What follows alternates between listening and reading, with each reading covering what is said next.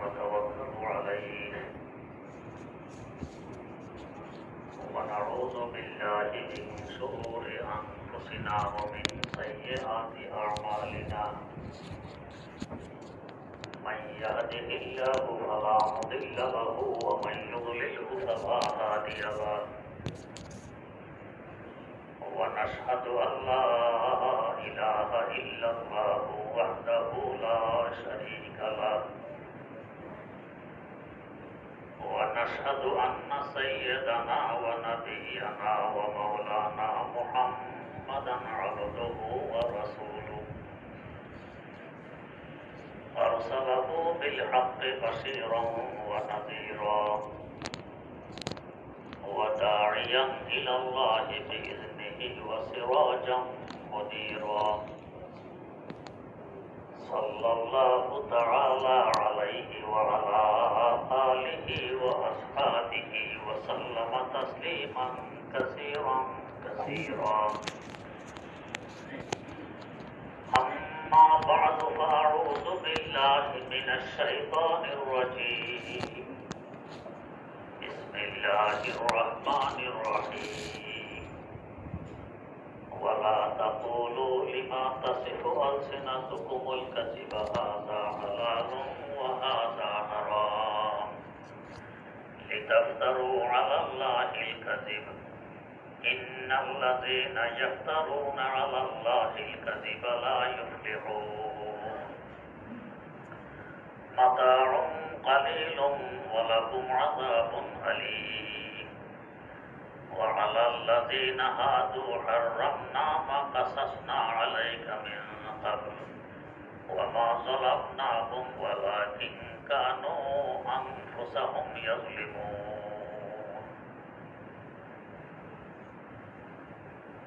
ثم إن ربك للذين عملوا السوء بجهالة ثم تابوا من بعد ذلك وأصلحوا إن ربك من بعدها لغفور رحيم صدق الله مولانا العظيم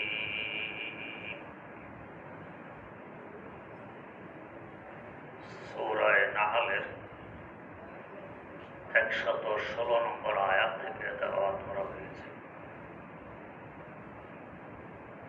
আয়াতগুলো সম্পর্কে গত মজলিসেও কিছু আলোচনা হয়েছিল।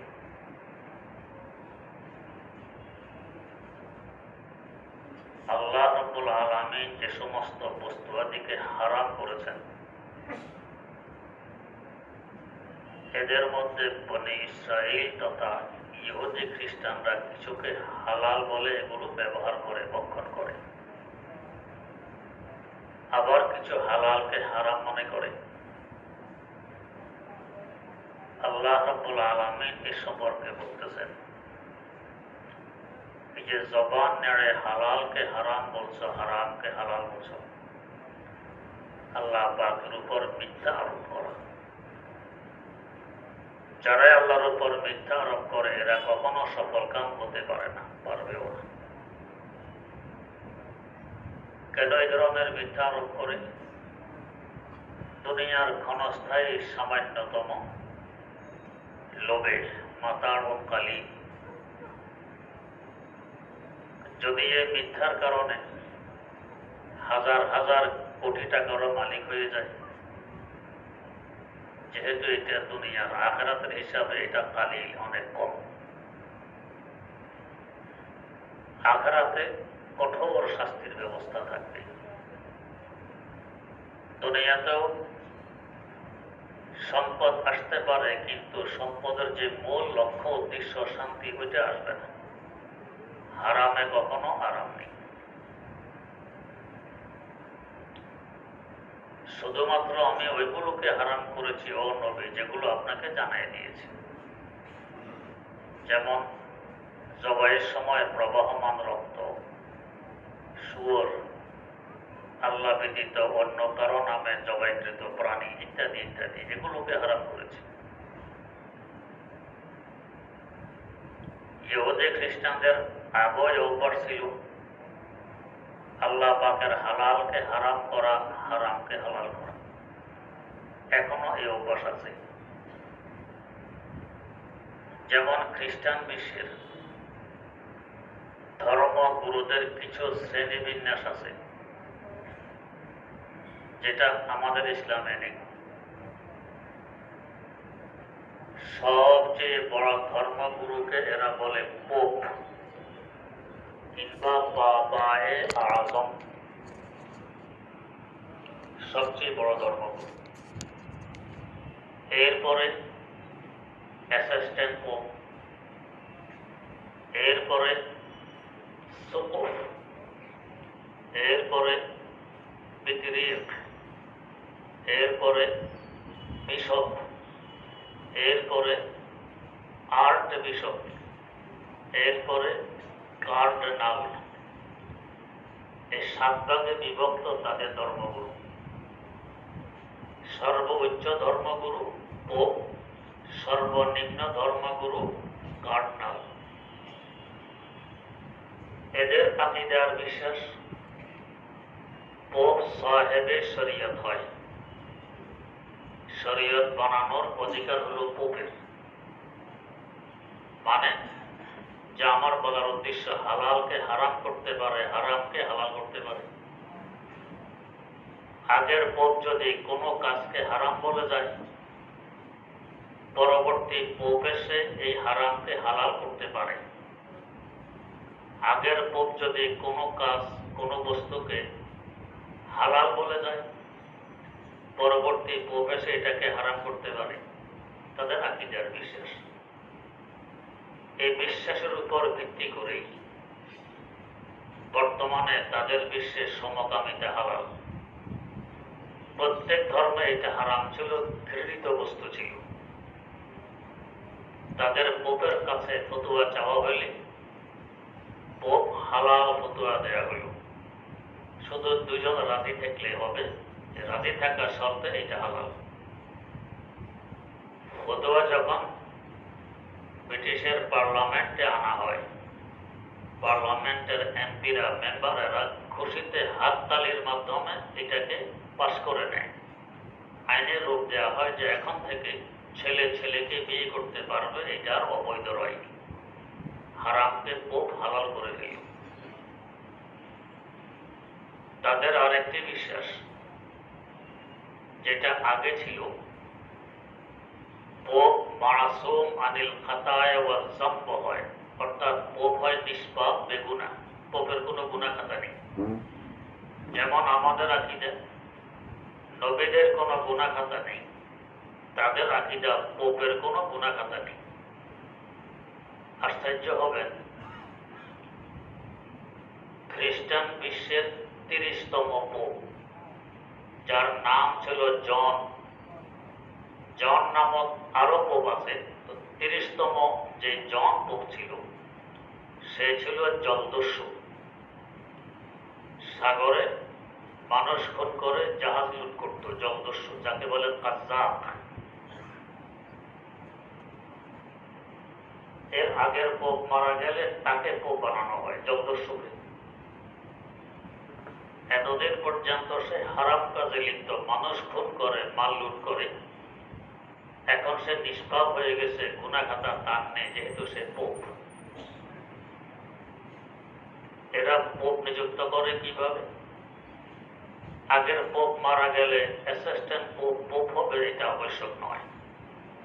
বরং সবচেয়ে নিম্নমানের যে ধর্মগুরু কার্ডিনাল, 70 জন কার্ডিনাল একমত হয়ে যাকে পোপ ঘোষণা করবে সে পোপ হবে।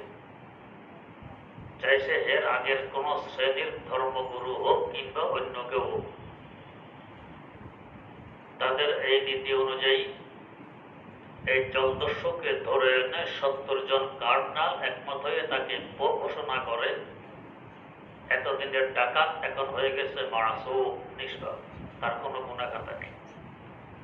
এখন এতদিন ছিল শরীয়ত লঙ্ঘনকারী, এখন সে হলো শরীয়ত বানানে ওয়ালা, সাহেবে শরীয়ত। হালালকে হারাম করতে পারে, হারামকে হালাল করতে পারে। এভাবে পোপ বানানোর নিয়ম নীতি আর শ্রেণী বিন্যাসকে ওদের ভাষা বলে হাইরার্কি। এটা আমাদের ধর্মে নেই, ওদের ধর্মে আছে হাইরার্কি। এদের আরেকটি আকীদা, পোপ যদি কোনো পাপীর ব্যাপারে আল্লাহর কাছে সুপারিশ করে, এই সুপারিশ গ্রহণ করতে আল্লাহ বাধ্য। তাই কেউ মারা গেলে পোপের কাছে গিয়ে সুপারিশনামা অর্জন করা হয়। এই সুপারিশনামা তার কফিনের সাথে কবরে দিয়ে দেয়, আল্লাহ পাক এর সুপারিশ গ্রহণ করতে বাধ্য। এটা ছিল আগের আকীদা। আর এখন আকীদা কি? এখন আকীদা হলো পোপ নিজেই ক্ষমা করতে পারে। পোপ যদি কোনো গুনাহগারকে, পাপীকে ক্ষমা করে দেয় তো ক্ষমা হয়ে গেছে। তাই এখন হইল ক্ষমানামা, মাফিনামা। কেউ মারা গেলে পোপের কাছে ধর্ণা দেয় মাফিনামার জন্য। এই সুযোগে পোপ টাকা পয়সার দাবি করে বসে, এত টাকা না দিলে মাফিনামা দেওয়া যাবে না। এতে করে মাফিনামার মূল্য বাড়তে বাড়তে বর্তমানে 1,00,000 পাউন্ড পর্যন্ত একটা মাফিনামার মূল্য হয়েছে। বাংলাদেশি টাকায় প্রায় 1,35,00,000 টাকা। এই 1,35,00,000 টাকা দিলে পোপ মাফিনামা দিবে, তাহলে সব গুনাহ মাফ হয়ে গেছে। আলিয়াযুবিল্লাহ। এই হলো খ্রিস্টান বিশ্বের পোপের নিয়ম নীতির অবস্থা। এবং এরা ছিল বিজ্ঞানের চরম বিরোধী। যখনই খোঁজ পেত অমুক জায়গায় অমুক বিজ্ঞানী অমুক বস্তু আবিষ্কার করেছে কিংবা অমুক থিওরি পেশ করেছে, বিজ্ঞানের বিরুদ্ধে ফতোয়া দিত, আগুনে জ্বালাইতে হবে কিংবা শুলিতে চড়াইতে হবে। এভাবে বহু বিজ্ঞানীকে তারা আগুনে জ্বালাইয়েছে, শুলিতে চড়াইয়েছে। এতে করে মানুষের মধ্যে আস্তে আস্তে ক্ষোভ সৃষ্টি হয়। তখনকার সময়ের খ্রিস্টান বিশ্বের রাজা বাদশারা ছিল পোপের হাতের পুতুল। পোপের কথায় উঠতে বসতে রাজা বাদশারাও পারত। বাস্তবে ক্ষমতা ছিল পোপের কাছে। এই সুযোগে পোপেরা অনেক অরাজকতা, অনেক নীতিভঙ্গ, অনেক অনিয়ম করে বসে। আর বিজ্ঞানের বিরোধিতার কারণে একটা ক্ষোভ সৃষ্টি হয় পশ্চিমা বিশ্বের জনগণের মধ্যে। কিন্তু পোপের বিরুদ্ধে মুখ খুলবে এই সাহস কারো নেই। মুখ খুললে হয় আগুন, না হয় শুলি। মুখ খোলার সাহস নেই। কিন্তু কতদিন? এক সময় মার্টিন লুথার এবং জন কুলন, এই দুই ব্যক্তি সাহস করে পোপের বিরোধিতা আরম্ভ করে। আগে তো 2-4 জন পোপের বিরুদ্ধে বললে তাকে শুলিতে চড়াইত কিংবা আগুনে জ্বালাইত। এই দুজন পোপের বিরুদ্ধে এহতেজাজ, প্রতিবাদ জানানোর ফলে একসাথে অসংখ্য মানুষ এদের সাথে এসে মিলিত হয়, ক্ষোভ বাষ্ট হয়। অসংখ্য মানুষ এসে মিলিত হয়। মানুষ খুব চিরদিন ধরে রাখতে পারে না, যে এক সময় না এক সময় বাষ্ট হয়। এতে করে এদের মোকাবেলা করা আর পোপের পক্ষে সম্ভব হয়নি। যেমন আমাদের দেশে গত কিছুদিন আগে খুব কষ্ট হয়েছে, মোকাবেলা করা আর সম্ভব হয়নি। ওদেরও এই অবস্থা ঘটেছে, যাতে করে খ্রিস্টান বিশ্ব বড় বড় দুই ভাগে বিভক্ত হয়ে পড়ে। যারা পোপের নিয়ম নীতিতে বিশ্বাসী এদেরকে বলে ক্যাথলিক, আর যারা প্রতিবাদী এদেরকে বলে প্রোটেস্ট্যান্ট প্রতিবাদী গ্রুপ, এহতেজাজি গ্রুপ। দুই ভাগে বিভক্ত হয়ে পড়ে। তো এই প্রতিবাদী গ্রুপ যারা এখনো পোপের নিয়ম নীতিতে বিশ্বাসী, পুরাতন নিয়ম নীতিতে বিশ্বাসী, ওদেরকে মৌলবাদী বলে গালি দেয়। এখনো এখানের আধুনিকবাদী যারা প্রোটেস্ট্যান্ট প্রতিবাদী, এরা পোপের নিজাম আর নিয়ম নীতিতে যারা বিশ্বাসী তাদেরকে মৌলবাদী বলে গালি দেয়, পুরাতন নিয়ম নীতিতে বিশ্বাসী। এতে করে খ্রিস্টান বিশ্ব বড় বড় দুই ভাগে বিভক্ত হয়ে পড়ে। এক ভাগ আধুনিকবাদী আর এক ভাগ মৌলবাদী। আমাদের দেশের কিছু মূর্খ মার্কা শিক্ষিত, ধর্ম সম্পর্কে জ্ঞান মোটেও নেই, একেবারে অন্ধ। এরা খ্রিস্টান বিশ্বের সাথে মনে করেছে আমাদের ইসলাম বিশ্ব। এখানেও যারা ধর্মকর্ম মেনে চলে এদেরকে মৌলবাদী বলে গালি দিতে আরম্ভ করে। বাস্তবে মৌলবাদী কি, ইতিহাস কি, কোত্থেকে এই শব্দটি আবিষ্কার হলো এরা মোটেও জানে না। খ্রিস্টান ধর্ম আর ইসলাম ধর্ম এক নয়। ইসলাম ধর্ম কি দুই ভাগে বিভক্ত হয়েছে? না হওয়া সম্ভব। এখানে যদি কেউ ইসলামকে আধুনিক বানাতে চায়, এটা ইসলাম হবে? হবে না।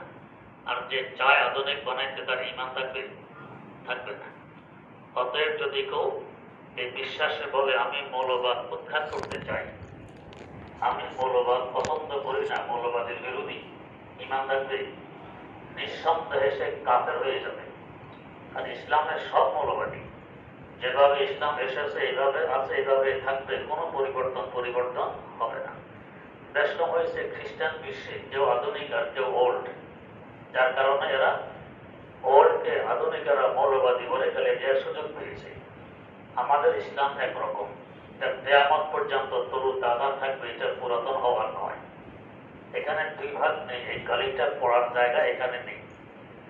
কিন্তু ধর্ম সম্পর্কে একেবারে মূর্খ, অন্ধ, তাই খ্রিস্টান বিশ্বের মতো ইসলামকে মনে করে এখানে মৌলবাদী বলে গালি দেয়।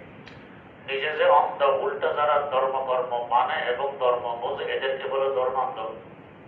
নিজে যে অন্ধ এটা দেখে না, আরেকজনকে বলে ধর্মান্ধ। যে বাস্তবে ধর্ম বোঝে, ইসলাম বোঝে, ইসলামের জ্ঞান রাখে, ওদেরকে গালি দিয়ে ধর্মান্ধ বলে। নিজের দোষ আরেকজনের উপরে দিয়ে কাটানোর চেষ্টা করে। যে দেখে না একেই তো অন্ধ বলে নাকি? যে দেখে একে কি অন্ধ বলা চলে? তো বলুন তো, কোরআন এবং হাদিস যারা জানে, এক কথায় আলেম সমাজ, এরা তো ইসলাম দেখে, কোরআন হাদিস দেখে, কোন জায়গায় ইসলামের বিধান কি এটা দেখে। আর যারা কোরআন হাদিস পড়ে নেই, আলেম হয় নাই, ওরা কি দেখে? দেখে না। তাহলে অন্ধকে? যে কোরআন হাদিস পড়ে নাই, আলেম হয় নাই, অন্ধ তো হে। আর যারা পড়ছে কোরআন হাদিস দেখে, ইসলাম দেখে, তো চোখওয়ালা। ওই অন্ধ চোখওয়ালাকে গালি দেয় ধর্মান্ধ বলে, উল্টা গালি। চীন দেশের মানুষের নাক হয় চারটা, চোখা হয় না। আর আমাদের দেশের মানুষের নাক হয় চোখা। তা আমাদের দেশের কেউ দেশে গেলে এরা টাকা কর নাক্কা এসে গেছে, নাক্কা, এটা উল্টা দোষ। নিজের যে নাক চারটা সেই দোষটা দেখে না, আমাদের নাক চোখা এটা দেখে, তো নাক্কা বলে এদেরকে আখ্যায়িত করে। তো বাস্তবে যে ধর্মকর্ম বোঝে না, কোরআন হাদিস বোঝে না, পড়তেও জানে না, এমন লোক আমার হাতে পড়েছে, দাবি করে হুজুর আমি কোরআন গবেষক। আল্লাহু আকবার, কোরআন গবেষক। ও, তো কোরআন বিশুদ্ধভাবে পড়তে পারেন? কয় না, আরবি পড়তে পারি না। আরবি পড়তে পারেন না, গবেষণা করার কিভাবে? ইংরেজি কোরআন শরীফ পড়ি। চিন্তা করেন যে কোরআন যে ভাষা অবতীর্ণ হয়েছে সে ভাষা পড়তে পারে না, ইংরেজিতে পড়ে গবেষক, কোরআন গবেষক। কত বড় দৃষ্টতা! তো এই সম্পর্কে ন্যূনতম জ্ঞান নেই, অন্ধ। আর যাদের জ্ঞান আছে এদেরকে অন্ধ বলে, এই হয়েছে অন্ধ। উল্টা ব্যাপার। যাই হোক, এ হলো মৌলবাদের ইতিহাস। এখানে আরেকটি কথা, যে খ্রিস্টান বিশ্ব এই দুই ভাগে বিভক্ত, এরপরে আরো বড় বড় চার ভাগও বিভক্ত। সেটা কি? সেটা হইল খ্রিস্টানদের ধর্মগ্রন্থ হলো ইঞ্জিল। তাদের ইঞ্জিল বহু রকমের, একটির সাথে আরেকটির মিল নেই। এক এক ইঞ্জিল এক এক রকম। বিশ্ববাসীর সামনে তাদেরকে লজ্জা পেতে হয়। আল্লাহ পাক তো কিতাব একরকম নাযিল করেছেন, এত রকম হইল কিভাবে? আমাদের কোরআন শরীফ কি বাংলাদেশে একরকম, সৌদিয়ায় আরেক রকম, সারা দুনিয়াতে একরকম, সব পড়া একরকম, দেশ কমনি। আমাদের দেশের এক হাজী সাহেব হজ করে ফিরে এসে বলতেছে, একমাত্র নামাজটা বাংলায় পাইলাম, সূরা ফাতিহাটা বাংলা পাইলাম, আর কিছু বাংলা নেই। তার মানে এদেশের নামাজ যেভাবে পড়ে এদেশও এভাবেই পড়ে, এদেশে ফাতিহা যেভাবে পড়ে ওই দেশও ফাতিহা এভাবে পড়ে। উনি মনে করছে একটা বাংলা পাইলেন। দুধকে আরবিতে বলে লবণ। একবার বলতেছে আশ্চর্য ব্যাপার, সৌদি আরবে দুধকে বলে লবণ, আসলে লবণন মানে দুধ। আমাদের লবণ ভিন্ন আর ওদের লবণ ভিন্ন, এরা দুধকে বলে লবণ। তো এখন এক এক রকম ইঞ্জিল এক একজনের কাছে, বিশ্ববাসীর সামনে লজ্জা পেতে হয়। এখন এই লজ্জা ঢাকবে কি করে? তাই তারা মিটিং করে সিদ্ধান্ত নিল, যত প্রকারের ইঞ্জিল পাওয়া যায় সকল প্রকার ইঞ্জিলের এক এক কপি এনে একটি বড় টেবিলে স্তূপ দেওয়া হবে। এরপরে সবচেয়ে বড় ধর্মগুরু পোপ সাহেবকে টেবিলের নিচে ঢুকানো হবে। উনি টেবিলের নিচে ঢুকে মাথা দিয়ে টেবিল আলগি মেরে নাড়া মারবে। নাড়া মারলে চতুর্দিক থেকে দপদপ করে ইঞ্জিলগুলো পড়তে থাকবে। পড়তে পড়তে শেষ সময়ের যে ইঞ্জিলটি থাকবে, পোপ সাহেব বেরিয়ে এসে ঘোষণা দেবেন, এটা হলো আসল ইঞ্জিল। কেমন তামাশা! এইভাবে সকল কবির টেবিলের উপর স্তূপ দিয়ে পোপকে ঢুকাইল টেবিলের নিচে। এক তো টেবিলের ওজন, আরো এত ইঞ্জিলের ওজন। বেচারা আলগি দিয়ে নাড়া মারছে, কতক্ষণ সহ্য করার সম্ভব? মাথায় তো ব্যথা বোধা হয়। মাথার ব্যথা শেষ সময় বেরিয়ে আসছে। বেরিয়ে এসে দেখে চারটা এখনো টেবিলের উপরে রয়ে গেছে। হায় হায় হায়, কি সর্বনাশ হইল! একটা ফ্যাক্টরিতে ঘোষণা দিতে এটা আসল ইঞ্জিল, রয়ে গেছে চারটা। বাধ্য হয়ে ঘোষণা দিল চারটাই হলো আসল ইঞ্জিল। ইঞ্জিলে ইউহানা, ইঞ্জিলে লোহা, ইঞ্জিলে মাত্তা, ইঞ্জিলে মাজদা, এই 4 প্রকার ইঞ্জিল খ্রিস্টান বিশ্বে প্রধান। এক এক ইঞ্জিল অনুসারে এক এক রকম। বড় বড় 4 ভাগে বিভক্ত হইল। আগে বড় 2 ভাগে, প্রটেস্ট্যান্ট এবং ক্যাথলিক মৌলবাদী। এরপরে আরো 4 ভাগে বিভক্ত হইল। এরপরে শাখাগত হাজার হাজার ভাগ আছে এদের মধ্যে। এক ভাগ আছে আরইসি, এদেরকে অন্য খ্রিস্টানরা কাফের মনে করে, এরা দাবি করে আমরাও খ্রিস্টান, বহুবার। কিন্তু আশ্চর্যের বিষয়, নিজের মধ্যে এত ভাগ, এত মতানৈক্য, ওটা না দেখে আমাদেরকে নিয়ে মাথা ব্যথা। ইসলামে এত মতানৈক্য কেন? কেউ সুন্নি, কেউ শিয়া, কেউ দেওবন্দি, কেউ বেরলভী, এত মতামত কেন? নিজেরটা দেখে না, আরেকজনটা নিয়ে মাথা ব্যথা। আমি একদিন কোথাও যাচ্ছিলাম বাসে, আমার পার্শ্ববর্তী সিটে আরেক ভদ্রলোক কথায় কথায় বললেন একটু গরম স্বরে, আপনাদের মধ্যে এত মতামত কেন? ভাই, কত মতামত!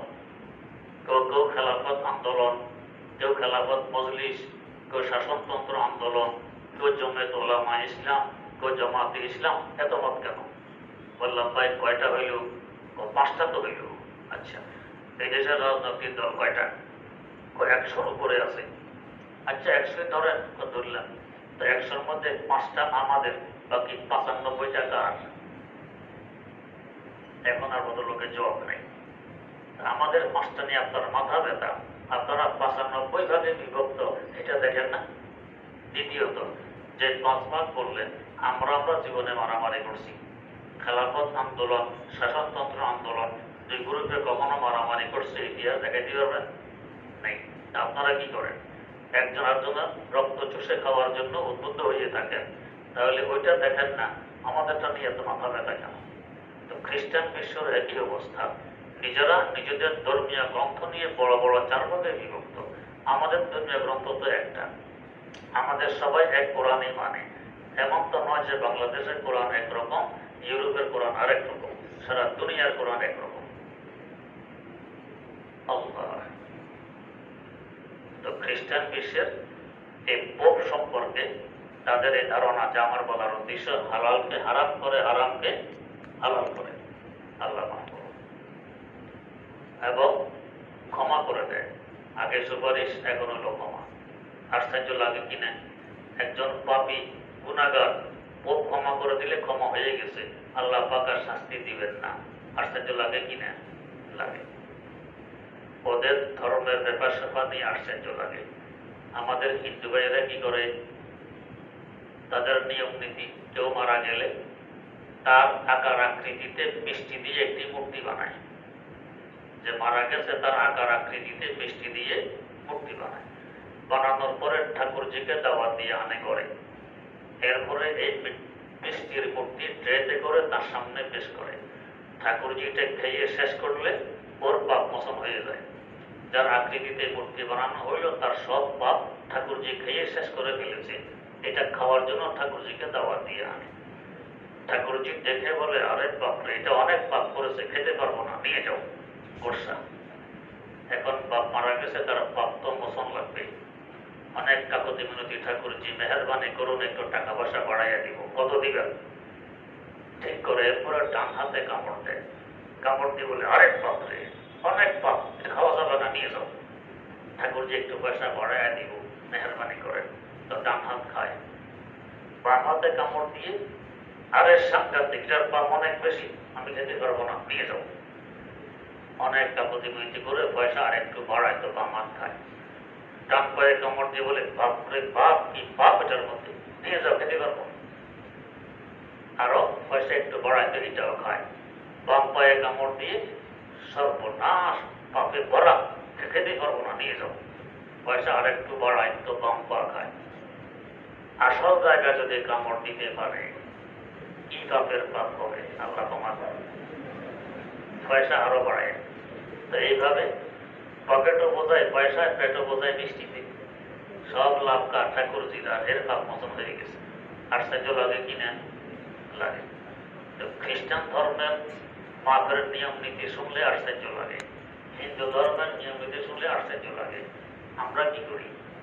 আমাদের মধ্যে এক সম্প্রদায় আছে, কেউ মারা গেলে মৌলবী 2-4 জন দাওয়াত দিয়ে কুলখানি, ফাতেহা খানি, কোরআন খানি, এরপরে বাপ খানি, বিরিয়ানি খানি, খানিকটানির পরে এক দোয়া, এক দোয়া বেহেশতের সেই মাথায় নিয়ে হারায়। তাহলে কি ভারত একটা অস্ত্র বানাইছিল পাকিস্তানের বিরুদ্ধে। এটার রেঞ্জ হলো 5000 কিলোমিটার। তো পাকিস্তানের জবাব দিয়েছে, এই অস্ত্র নিয়ে আমাদের মাথা ব্যথা নেই। কেন? ও পাকিস্তান 5000 কিলোমিটারের ভিতরে, এটা মারলে পাকিস্তান পার হয়ে এদিকে যাইয়া পড়বে। তা আমাদের সমস্যা নেই এটা নিয়ে। তা আমরা তো এক দোয়ায় বেহেশতের হে মাথায় নিয়ে ফেলে দিই। আরেকজন তো মাশাআল্লাহ দোয়া করেছে, জাহান্নামে যাতে একটু ভালো জায়গার ব্যবস্থা করে দেয়। করছেন তো, খবরে আসছে, একজন দোয়া করছে জাহান্নামে ভালো জায়গার ব্যবস্থা করে দেওয়ার জন্য। কি অবস্থা! যাই হোক, এটা তো আমরাও করি। এরপরে ভাত খাওয়াইলেন, গোস্ত মাছ খাওয়াইলেন, চা খাওয়াইলেন, পান খাওয়াইলেন, তারপরেও কয় কি বিদায় দেন। আর বিদায় কি বা কি? বিদায় দেন মানে কিছু পয়সা করে দেন। পয়সা দেওয়ার পরে কি দিলেন? বর্তমান বাজার মূল্য কি অবস্থা দেখেন না? শুধু ধরনের বেশ কম। খ্রিস্টানদের এটাও বৈধ নয়, হিন্দুদের এটাও বৈধ নয়, আমাদের এটাও বৈধ নয়। সবগুলো অবৈধ কাজ। এগুলো খ্রিস্টান ধর্ম বাস্তবে নেই, হিন্দু ধর্ম বাস্তবে নেই, আমাদের ধর্ম বাস্তবে নেই। সব হল নতুন নতুন আবিষ্কার, সব নতুন নতুন আবিষ্কার। আল্লাহ পাক ক্ষমা করুন। তো যাই হোক, বলার উদ্দেশ্য যে খ্রিস্টান ধর্মে যারা পোপ, এরা হালালকে হারাম করে, হারামকে হালাল করে। আল্লাহ পাক এটারই খরাবি বর্ণনা করতেছেন, ওয়ালা তাকুলু লিমা তাসিফু আলসানাতুকুম আল কাযিবা হাযা হালাল হাযা হালালুম ওয়া হাযা হারাম। আল্লাহ পাকের হালালকে কইটা হারাম, আল্লাহ পাকের হারাম করাকে কইটা হালাল। এটা হলো ইহুদি খ্রিস্টানের পুরানো স্বভাব। লিতাফতারু আলাল্লাহিল কাযিব। আর এটাকে নেসবত করে, সম্বন্ধ করে আল্লাহর দিকে। কইটা আল্লাহর দৃষ্টিতে হারাম, এটা আল্লাহর দৃষ্টিতে হালাল। সাহেবে শরীয়ত মানে কি? আল্লাহ আমাকে ক্ষমতা দিয়েছেন হালালকে হারাম করার, হারামকে হালাল করার। তার মানে আমি হালাল করলে আল্লাহর কাছে এটা হালাল, আমি হারাম করলে আল্লাহর কাছে এটা হারাম। ইন্নাল্লাযীনা ইয়াফতারুনা আলাল্লাহিল কাযিবা লা ইউফলিহুন। এ ধরনের যারা মিথ্যারোপ করে আল্লাহ পাকের উপরে, এরা কখনো সফল কাম হতে পারে না। তাই দেখবেন শান্তি ওদের মধ্যেও নেই, আর আমরা যারা এগুলো করে বেড়াই আমাদের মধ্যেও নেই। দেওয়ানবাগী নাম শুনছেননি? ওনার ছেলের বক্তব্য নেটে আছে। ছেলের বক্তব্য প্রথমে জিজ্ঞেস করে মুক্তিদাতা কে? সবাই সমস্যার বলে দেওয়ানবাগী। তাহলে খ্রিস্টান বিশ্বে মুক্তিদাতা পোপ, আর আমাদের দেওয়ানবাগী বলে মুক্তিদাতা কে? সবাই বলে দেওয়ানবাগী। তাহলে এই পোপে আর এই পোপে বেশ কি হইল? দেওয়ান। এর সাথে সাথে আবার বলে কি, এরপরে বলে সুপারিশকারী কে? সবাই বলে দেওয়ানবাগী। হাসি আসে কিনা? মৃত্যুদাতা কি কয় মুক্তিদাতা দেওয়ার বাগি, তো সুপারিশে আমার করবে কি জন্য? এই তো মুক্তি দিবে। অন্যেরা না তার কাছে সুপারিশ নিয়ে আসবে, হুজুর আপনার তো মুক্তিদাতা, আমার আব্বা মারা গেছে, জাহান্নাম থেকে আব্বাকে মুক্তি দিয়ে দেন, এটা না। কিন্তু আগে বললো মুক্তিদাতা দেওয়ান বাগি, পরে বলে সুপারিশকারীও দেওয়ান বাগি, তো নিজের কাছে নিজে সুপারিশ করবে? হাসি লাগে। কথায় কথা বলতে হয় বাধ্য। আমাদের জেনারেল এরশাদ সাহেব এক সময় কবিতা লিখতেন, যেহেতু উনি ক্ষমতা ছিলেন, পত্রিকা ওরা ছাপতে বাধ্য হইত। একবার পত্রিকায় করাচি থাকা অবস্থায় দেখলাম তার কবিতা। কি কবিতা? বাইতুল্লাহর জিলাপ ধরিয়া কহি হে খোদা, বাইতুল্লাহর জিলাপ ধরিয়া কহি হে খোদা, কত নামাজ পড়েছি কাজা, তুমি আমার জন্য করো হে দোয়া। বুঝলেন নাকি? শুন, বাইতুল্লাহর জিলাপ ধরিয়া কি কয়? কহি হে খোদা, কত নামাজ পড়েছি কাজা, তুমি আমার জন্য করো হে দোয়া। আল্লাহকে দোয়া করতে বলে, কার কাছে করবে দোয়া? এর সাথে ভালো থাকে কবিতা লিখে। তাইলে এই হলো অবস্থা। এগুলো বাস্তবে আমাদের ধর্মে নেই, এগুলো নতুন আবিষ্কার, যাকে বেদাত বলা হয়। এর থেকে অনেক দূরে থাকা চাই। আলহামদুলিল্লাহ এই যে সেই কওমি মানুষের বরকতে এখনো বেদাত আর সুন্নাত পৃথক পৃথক ভাবে মানুষ বুঝতে সক্ষম। ওইটা বেদাত, এইটা সুন্নাত। কওমি মানুষের না থাকলে বেদাত সুন্নাতে পার্থক্য করা আদৌ সম্ভব হইত না। তাই এই মাদ্রাসাগুলোর খুব মূল্যায়ন করা চাই, কদর করা চাই। এগুলোর বরকতে এখনো দুনিয়াতে সহি ইসলাম, সহি সুন্নাত টিকে আছে। আর সব কত বড় হয়ে গেছে।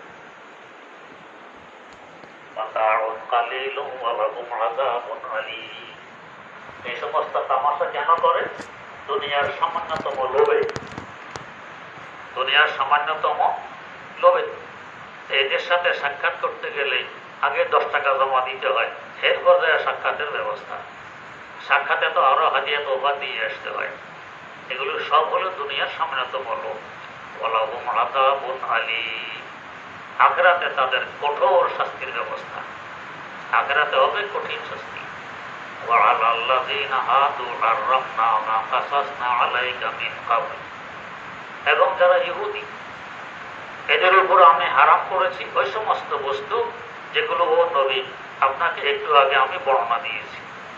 ওয়ামা যালামনাহুম ওয়ালাকিন কানু আনফুসাহুম ইয়াযলিমুন, আমি এদের উপর কোনো জুলুম অত্যাচার করিনি, নিজের জুলুম নিজের উপরে টেনে আছে। আমার হালালকৃত বস্তুকে তারা নিজেরা হারাম করে এখন কঠোরতার ভিতরে পড়েছে, যে এইটাও হারাম, এটাও হারাম, এটাও হারাম, এখন খাওয়া দাওয়াই হয়ে গেছে মুশকিল। এগুলো তাদের নিজস্ব বানানো, হালালকে হারাম করা, হারামকে হালাল করা। আল্লাহ রাব্বুল আলামিন আমাদেরকে সহি বুঝার তৌফিক দান করুন।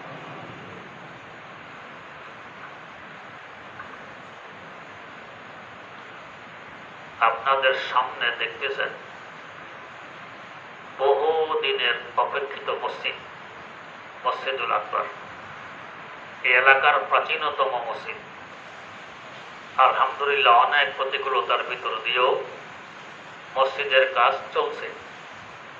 1 বছরের মতো হয়েছে মসজিদের কাজ ধরা হয়ে গেছে। প্রায় 6.5 কোটি টাকার মতো ব্যয় হয়ে গেছে।